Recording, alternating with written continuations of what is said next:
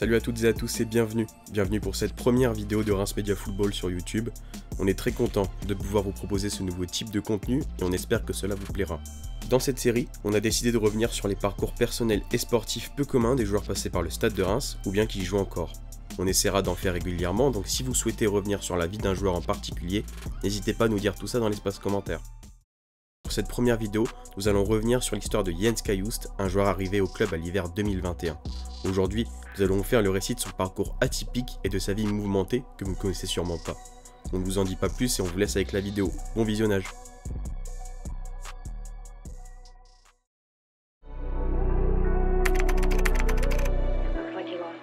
Né le 10 août 1999 d'un père américain d'origine haïtienne et d'une mère suédoise à Göteborg, Jens Lys Michel Cajuste est un footballeur de 23 ans évoluant au stade de Reims.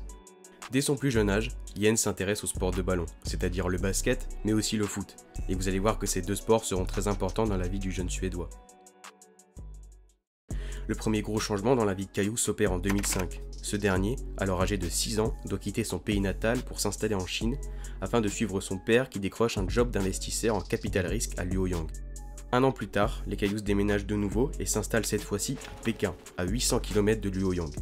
C'est dans la capitale chinoise que Jens fait ses premières classes dans le football. Il joue notamment chez les juniors du club de Yuye Beijing. En parallèle du football, Jens continue également de jouer au basket. Ce sport lui apporte d'ailleurs encore des bénéfices dans son jeu actuel, notamment dans sa capacité à se retourner lorsqu'il est dos au jeu. Étant un joueur de grande taille, il mesure 1m88, il possède un centre de gravité très bas et des appuis très solides qui lui permettent d'effectuer ses crosses, c'est-à-dire se retourner rapidement grâce à une bonne gestion de son corps dans l'espace. Et ses aptitudes viennent tout droit de ce sport.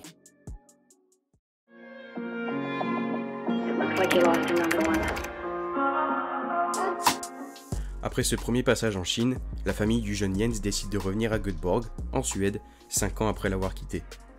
Après quelques mois passés du côté du Guldedens IK, le jeune garçon suédois rejoint l'Örgryte IS, qui est un des clubs phares de la deuxième plus grande ville de Suède.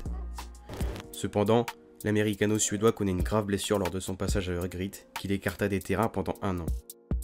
Jens envisage de stopper sa carrière de footballeur et ainsi partir aux États-Unis.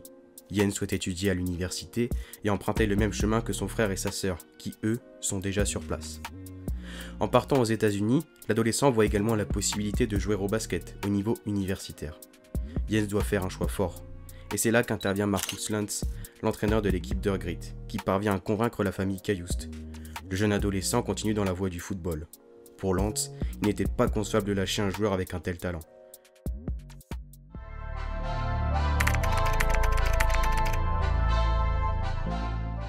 Jens bataille et fait preuve de persévérance à Örgryte.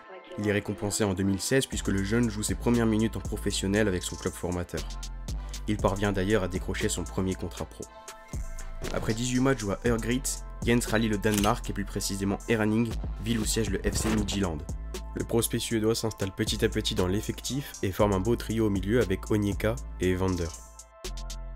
Le Suédois va même connaître son premier trophée lors de la saison 2019-2020 puisque Midtjylland est sacré champion de Danemark. Il connaît aussi la Ligue des Champions lors de la saison suivante.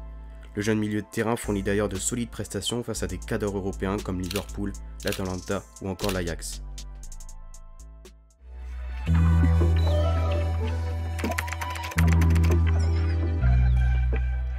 Ces prestations tapent dans l'œil de plusieurs clubs européens comme Brentford, Newcastle, Rennes, mais aussi dans celui de la fédération suédoise. Comme évoqué au début de la vidéo, Jens possède une double nationalité, en l'occurrence suédoise et américaine. Le binational doit alors trancher concernant son choix de sélection.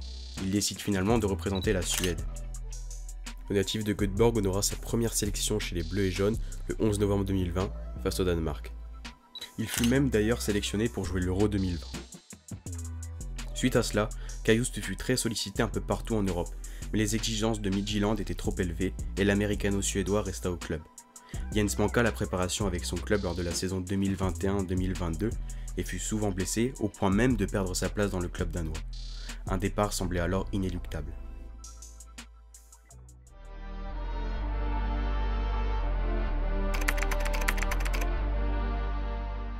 C'est lors du mercato d'hiver que le stade de Reims décida d'enrôler la pépite suédoise en échange de 10 millions d'euros, ce qui est toujours, à l'heure actuelle, l'un des plus gros transferts de l'histoire du club.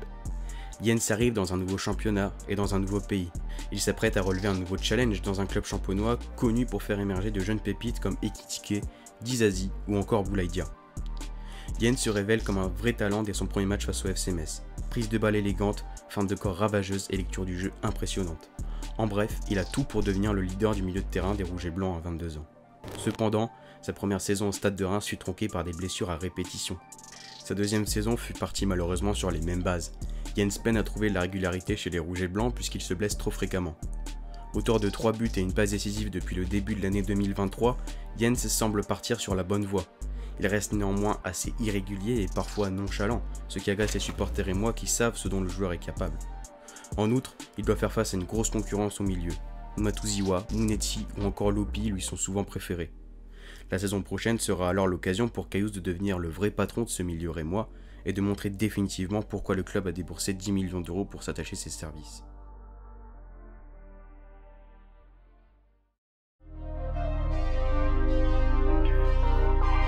La vidéo arrive à son terme, on espère que vous avez apprécié suivre la vie très riche de Cayoust. Si ce concept vous a plu, n'hésitez pas à commenter, liker et à vous abonner. On sait que vous l'entendez beaucoup, mais c'est vraiment primordial pour le développement et le référencement de la chaîne. Si vous nous avez découvert grâce à cette vidéo, n'hésitez pas à aller nous suivre sur nos différents réseaux sociaux. On est présent sur tous les réseaux, que ce soit Twitter, Facebook, Instagram et même TikTok. Et on traite de l'actualité du Stade de Reims via différents formats, comme les podcasts, les articles ou encore les infos en continu sur Twitter. Merci à tous pour votre soutien et à très bientôt sur YouTube. Salut!